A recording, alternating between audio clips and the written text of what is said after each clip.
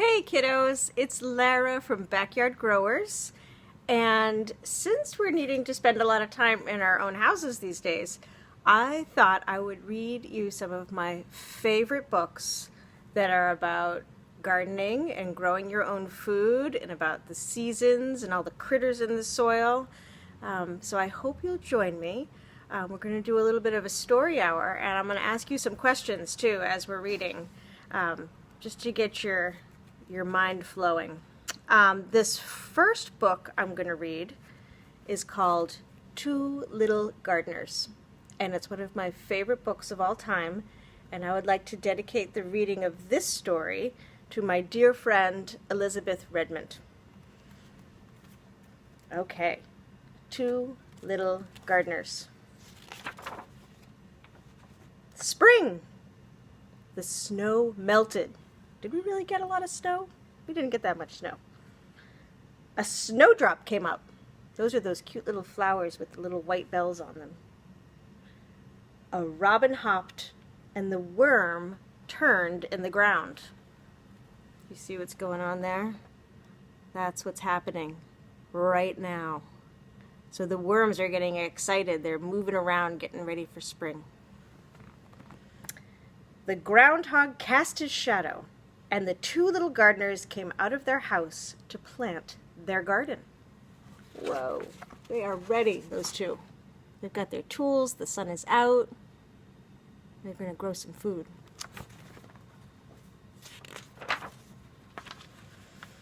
They turned the earth with a shovel and a fork.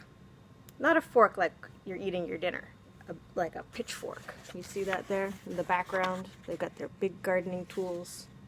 And the hoe is there, and the rake. And why do you think they're turning over the soil? Why would you do that to get ready for the spring? Let's find out. And they smoothed out the lumps with a rake until it was soft and smooth with only little lumps in it. At last it was time to plant round little radish seeds, thin black lettuce seeds, round wrinkled pea seeds. All right, so maybe one of the reasons why they're getting those lumps out is, can you imagine putting a little teeny seed in a lump like that? Do you think it would be happy? I think it would want some nice loose soil so it can kind of move around and put its roots down.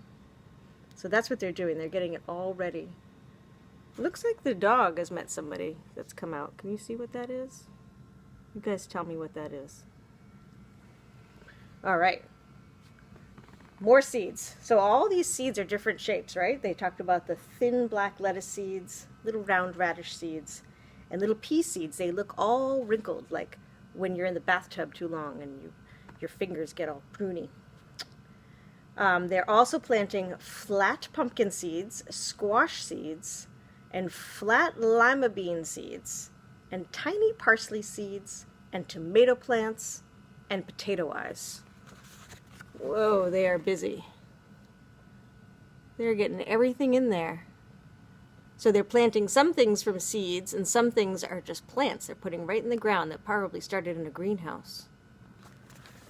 And it looks like, well, do you like any of these things? Do you guys like radishes? Do you like lettuce? They're going to grow some peas. Everybody likes peas. Pumpkins, of course, because pumpkin pie. Squash comes in all different shapes and sizes. Lima beans? And then, of course, parsley and all those other herbs are good to make your dishes taste delicious. And fun fact about potatoes, those you actually just put potatoes in the ground, and that's what grows new potatoes. So, quick quiz. What do plants need to grow? What are the two main things? You got it in your mind? Here we go. Then the rain came, and the sun shone. Those are the two things. And the wind came softly blowing through the night. And the rain and the sun and the soft winds in the night brought little green sprouts, sprouting out through the ground. Radishes popped up, and parsley curled. Look at, they are excited. They can see the things coming up. And there's the turtle still walking around. Very exciting when the first things pop up. So when things sprout, what's going on under the ground? What are those things called? Let's find out.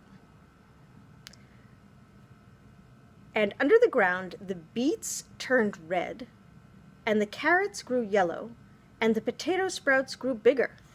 So look, these are some root vegetables growing down there. We've got the carrots and the beets. And when you're eating the carrot or the beet, are you eating the leaf of the plant? No. Are you eating the stem of the plant? No. The seed of the plant? No. You're going to eat the root of the plant, which is kind of cool to think about it. All right, so they're doing good now. Everything's coming up, and we can kind of see underground. We can see all the roots going, and look at the potatoes starting to grow under there. It's very exciting. The worms turned the earth over. The moles dug about, and a little mouse built a nest in the grass roots near a rabbit hole. My goodness, there's so many critters. So generally, rabbits are not so great for the garden, but we do share a little bit. And we know how important worms are because worms tunnel about and make air flow all through the soil so that the roots can move around. And then, believe it or not, worms poop, right? Everything poops. And their poop is awesome for the soil because it's basically they've been eating soil and then it goes through them and it makes delicious fertilizer for the soil. All right, we've got squirrels, we've got moles, we've got a cardinal, we've got a mole under the ground. Oh, he's causing some havoc, I'm sure. All right. And beautiful vegetable flowers came out. Yellow tomato flowers, big yellow squash flowers, and red bean flowers. All right, so what's important about those flowers? What is the story with those? Do you think the bees are going to come and pollinate them to create some veggies? Because that is where the veggies come from if they're growing above ground, unlike our carrots and beets.